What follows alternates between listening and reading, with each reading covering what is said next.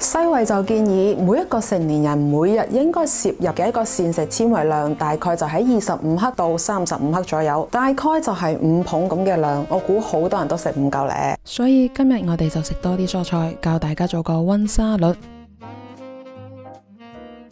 蔬菜嘅話其實唔固定嘅，我呢次就用咗幾種抗炎嘅蔬菜。第一種係西葫蘆，南瓜唔單止抗炎，仲可以增強免疫力。粟米筍屬於低熱量、高膳食纖維嘅優質蔬菜，仲有富含茄紅素嘅車厘茄。最後係超級食物三色藜麥，佢除咗可以預防心臟嘅疾病，仲可以幫助減重。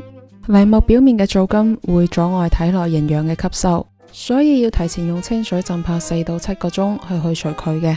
我自己用嘅呢一個已經去除咗噶啦，所以直接煮就 OK。藜麥稍微清洗一下，就將佢倒入去煲入邊，再加入清水。藜麥同埋水嘅比例大概係1比3。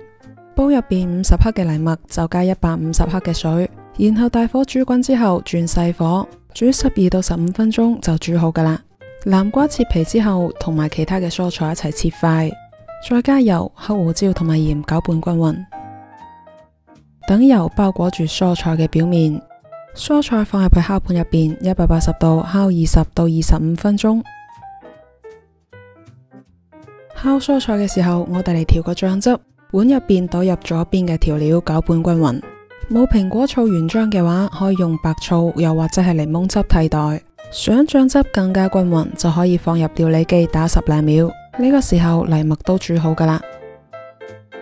跟住將藜麥倒入烤好嘅蔬菜表面就搞掂啦。我仲增加咗新鮮嘅蔬菜同埋黃瓜，增加爽脆嘅口感。最後淋上泰式風味嘅醬汁就完成啦。最後祝大家好胃口，我哋下期見。